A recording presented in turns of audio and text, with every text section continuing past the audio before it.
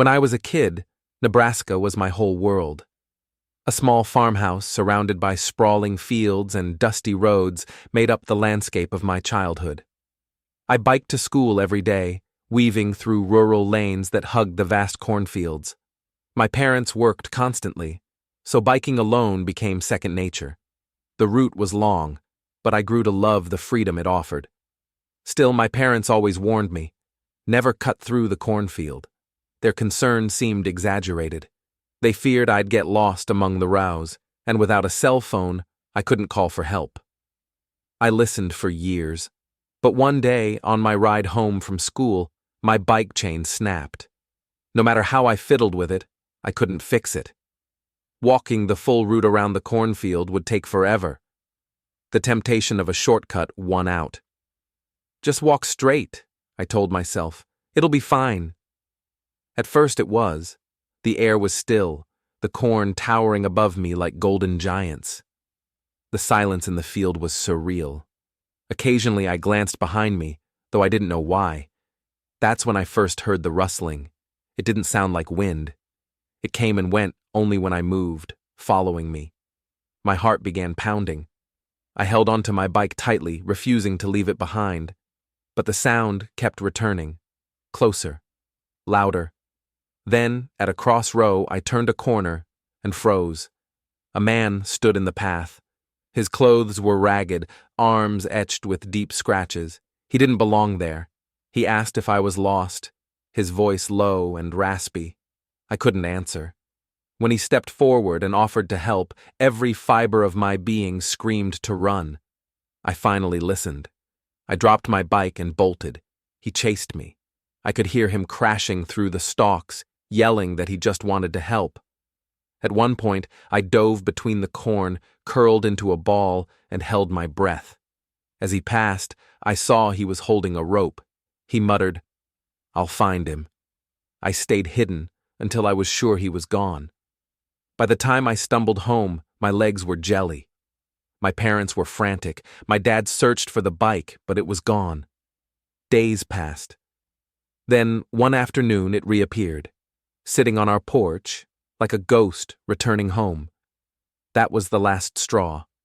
We moved shortly after. Years later, at 28, I returned to help care for my aging parents.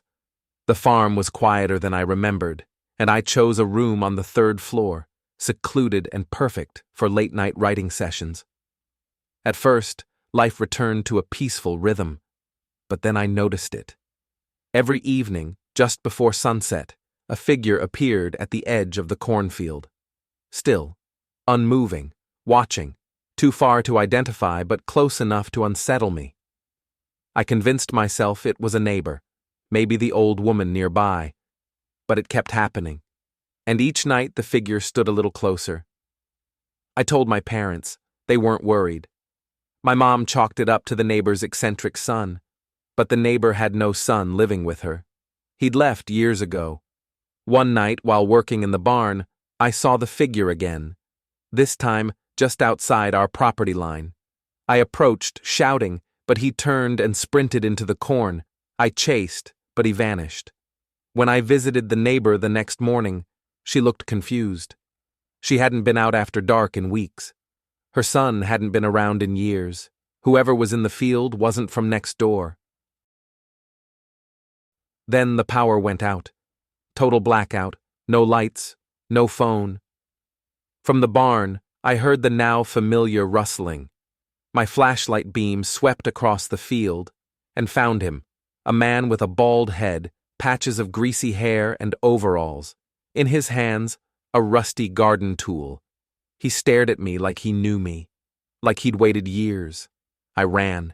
He chased. I dove into the corn and hid again, just like that day as a child. He passed by, muttering to himself. I stayed frozen until I could sneak back to the house and call the police. They found nothing. Only a drenched breaker box. He'd poured water on it to kill the power. After that, we installed security cameras. I stayed a few more weeks, but nothing happened. Eventually, I left again. My parents hired help. Life moved on. I relocated to Iowa to a small, quiet house next to another cornfield.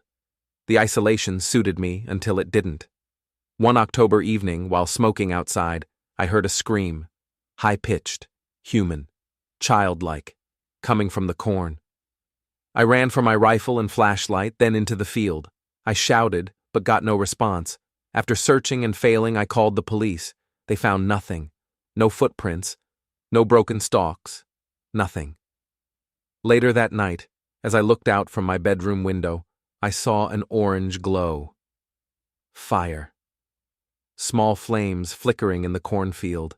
I called 911 again, grabbed a hose, and ran to put it out.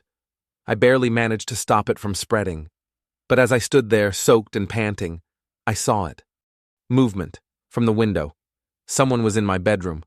I sprinted back to the house. The kitchen was ransacked, cabinets wide open, dishes shattered. Then the front door slammed. I was too late. Police came again. This time, they took it seriously. Attempted arson. A break-in. They brought dogs, more officers. Still, they found nothing. I couldn't sleep after that. I kept my rifle beside me, waiting for sounds in the night. Eventually, I moved out. But that wasn't the end. In my next place, further into Iowa's rural interior, I tried to start fresh. It was a dead-end job, but the peaceful setting helped me decompress. The property had another field behind it, this one fenced off but still looming. That sense of being watched never left. I tried ignoring it until the nightmares returned. The man, the rope, the scream, over and over. One day, I noticed footprints beneath my kitchen window, small, light, almost barefoot.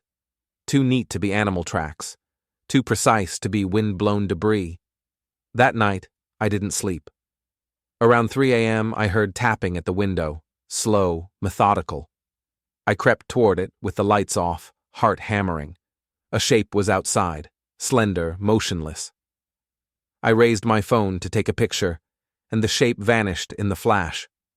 I ran out, barefoot and shaking, but found nothing.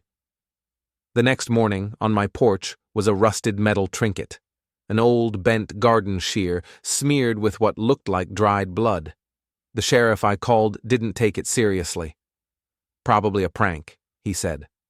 I knew better. I left that town the next day. Now I live in a small apartment in the city. No fields, no corn, no silence. But even here, sometimes I wake in the middle of the night, thinking I hear rustling from beyond the walls, or tapping at the window when no one should be there.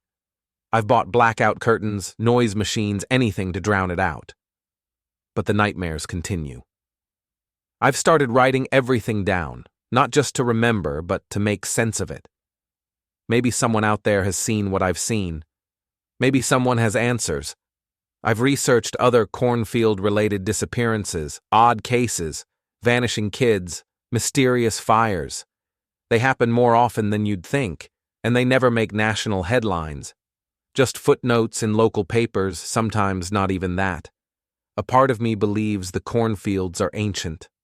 Not just in age, but in something deeper, something primal. Places like that don't forget. They remember the people who enter. They remember the ones who run, and they never stop watching.